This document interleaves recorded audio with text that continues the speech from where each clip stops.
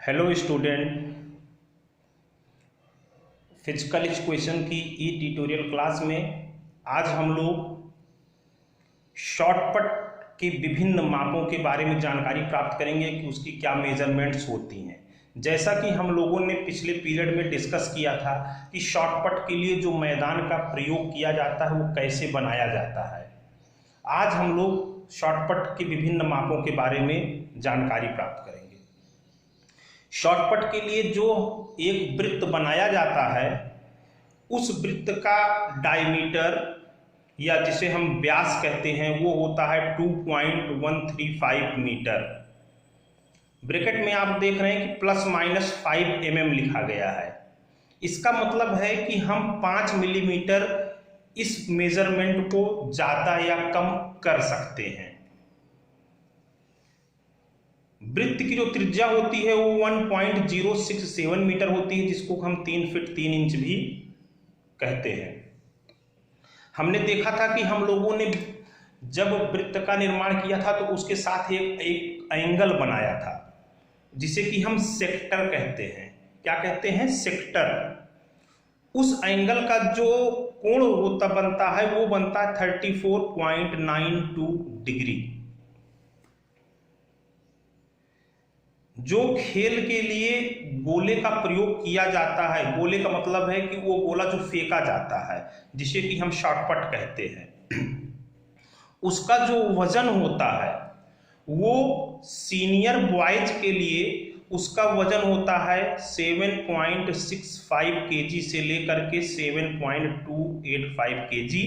ये senior boys पुरुषों के लिए होता है। इसी तरीके से महिलाओं के लिए गोले का वजन जो होता है वो होता है 4.005 केजी से लेकर के 4.025 केजी महिलाओं के लिए होता है। जो ये गोला होता है जिसको हम लोग फेंकते हैं, इस गोले का जो व्यास होता है यानी कि जो आकार होता है, जो साइज होती है, वो 110 से 130 मिलीमीटर होती है पुरुषों के लिए, 95 से 110 मिलीमीटर होता है महिलाओं के लिए। जो मैदान बनाते समय हम लोगों ने विभिन्न प्रकार की लाइनों का प्रयोग किया था, सभी लाइनों की जो चौड़ाई होती है वो 5 सेंटीमीटर होती है। आपको बताया गया था कि एक फाउल लाइन होती है जिसके पहले से जो है निकलना फाउल माना जाता है। यानी कि आप जब गोला फेंकने के लिए मैदान में जाएंगे तो आप उस फाउल लाइन के पीछे से ही मैदान में घुसेंगे और फेंकने के बाद फाउल लाइन के पीछे से ही जो है आप मैदान के बाहर आएंगे। उस फाउल लाइन की लंबाई कितनी होती है? 75 सेंटीमीटर होती है। जैसा कि हम लोगों ने जो है बनाया हुआ था, ये आपकी जो है फाउल लाइन है। ये आपकी फाउल लाइन है जिसको कि 75 सेंटीमीटर बनाया गया है।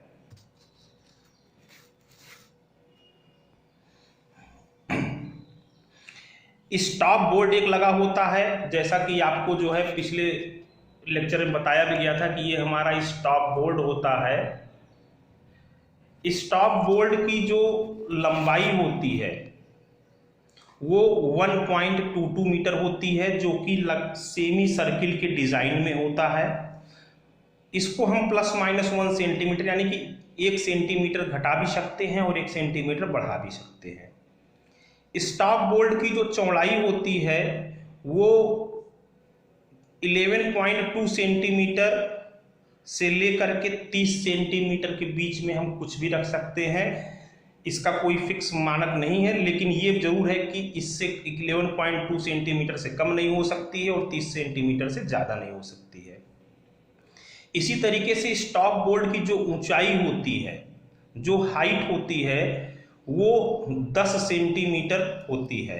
तो ये हमारी हो गई लंबाई, ये हमारी हो गई चौड़ाई और ये हमारा हो गया ऊंचाई। तो इस तरीके से स्टॉप बोर्ड जो लगा होता है उसकी माप होती है। इसके बाद आपको बताया गया कि जो गोले का वजन होता है सीनियर बॉयज के लिए 7.265 केजी होता है, सीनियर गर्ल्स के लिए इतना 4.005 केजी होता है। इसके साथ ही साथ सब सब जूनियर बॉयज के लिए गोले का वजन 4 kg होता है। सब जूनियर गर्ल्स के लिए गोला प्रक्षेपण की प्रतियोगिता नहीं कराई जाती है, क्योंकि सब जूनियर गर्ल्स काफ़ी नाजुक होती हैं, जिनको कि गोला प्रक्षेपण में शारीरिक नुकसान हो सकता है। इसलिए अंतर्राष्ट्रीय ओलंपिक समिति ने ये निश्चित किया है कि गोला प्रक्षेपण जो है वो सब जूनियर गर्ल्स के लिए नहीं कराया जाएगा। जूनियर बॉयज के लिए गोले का वजन होता है 5.44 kg। इसी तरीके से जूनियर गर्ल्स के लिए गोले का वजन होता है 4 kg। तो इस तरीके से शॉर्टकट में आज हम लोगों ने गोले का वजन, ग्राउंड की माप, इन सब के बारे में जाना। नेक्स्ट लेक्चर में हम लोग जो है अगला थ्रोइंग इवेंट के बारे में चर्चा करेंगे। धन्यवाद।